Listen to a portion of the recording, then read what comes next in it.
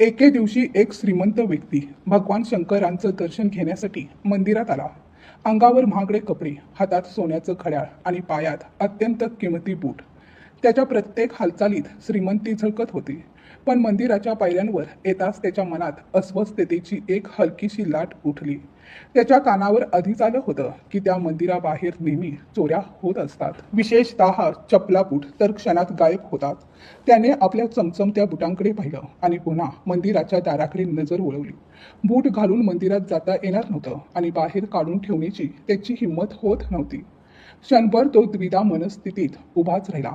श्रद्धा आणि भीती यांच्यामध्ये त्याचं मन हेलकावत होतं. तेवढ्यात त्याची नजर मंदिराबाहेर बसलेल्या एका म्हाताऱ्या भिकाऱ्यावर पडली. अंगावर फाटके कपडे, चेहऱ्यावर काळानं उमटवलेल्या वेदनांच्या रेषा आणि डोळ्यात मात्र एक विलक्षण शांतता. तो श्रीमंत व्यक्ती हळूहळू त्या भिकाऱ्याजवळ गेला. बाबा, माझे बूट थोडा वेळ सांभाळून ठेवाल का? त्याने संकोचाने विचारलं. भिकाऱ्याने त्याच्याकडे पाहिलं, हलकसं हसला आणि म्हणाला, ठेवा साहेब, निर्धास्तपणे जा दर्शनाला. त्या शब्दांमध्ये एवढा प्रामाणिकपणा होता की त्या श्रीमंत व्यक्तीने क्षणाचाही विचार न करता आपले महागडे बूट त्याच्याजवळ ठेवले आणि मंदिरात गेला. पूजा सुरू झाली. घंटांचा नाद दुमदुमत होता. धुपाचा सुगंध वातावरणात दरवळत होता. पण त्या श्रीमंत व्यक्तीचं मन मात्र विचित्र विचारांनी भरून गेलं होतं. देवाच्या समोर हात जोडून बसलेल्या त्या माणसाच्या मनात अचानक एक प्रश्न उभा राहिला. देवा, ही कसली तुझी दुनिया आहे? एखाद्याच्या पायात हजारो रुपयांचे बूट आणि एखाद्याच्या नशिबात 2 वेळच्या भाकरीसाठी हात पसरवणं. तू सगळ्यांना सारखं का नाही बनवलंस? सगळ्यांच्या आयुष्यात समान सुख का नाही दिलंस? त्याच्या मनात त्या भिकाऱ्याबद्दल करुणा दाटून आली. क्षणात त्याने मनोमन ठरवलं, घरी जाताना त्या भिकाऱ्याला 500 रुपये देऊन जाईल. निदान आज तरी त्याच्या चेहऱ्यावर थोडंसं समाधान दिसेल. थोड्याच वेळात पूजा संपली. तो समाधानाने बाहेर आला. पण मंदिराच्या पायऱ्यांवर येताच त्याचे पाय थबकले. ना तिथे त्याचे महागडे बूट होते, ना तो भिकारी. क्षणात त्याच्या चेहऱ्यावरचं समाधान नाहीच झालं. मनात संशयाचं काळं ढग दाटून आलं. बहुतेक बूट घेऊन पळालाच तो. त्याच्या मनात विचार चमकून गेला.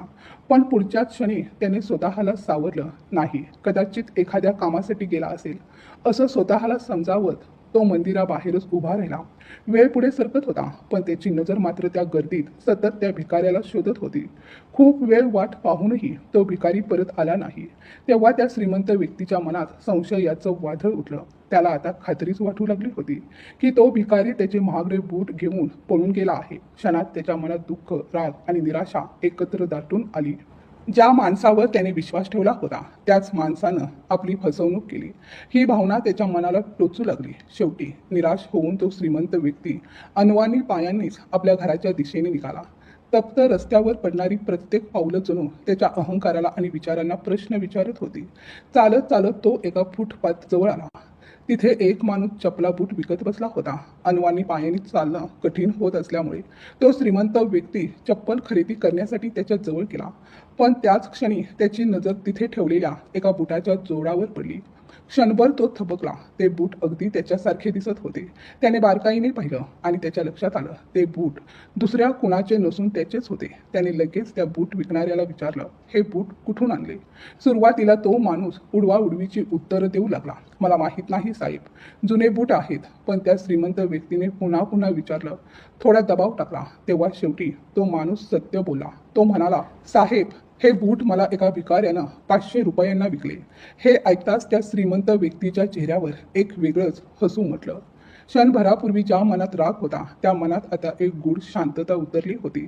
त्याने चप्पलही घेतली नाही आणि तो पुन्हा अनवाणी पायांनीच आपल्या घराच्या दिशेने चालू लागला. कारण त्याला देवाजवळ केलेल्या आपल्या तक्रारीचं उत्तर मिळालं होतं. त्याच्या लक्षात आलं होतं की जोपर्यंत माणसाची कर्म सारखी होत नाहीत तोपर्यंत त्यांच्या नशिबातही समानता येऊ शकत नाही. देवानं त्या भिकाऱ्याच्या नशिबात कदाचित 500 रुपये आधीच लिहून ठेवले होते. पण ते पैसे कोणत्या मार्गाने मिळवायचे हे मात्र त्या भिकाऱ्याच्या कर्मावर अवलंबून होतं. जर त्याने प्रामाणिकपणा निवडला असता तरी देखील त्याला ते 500 रुपये मिळाले असते.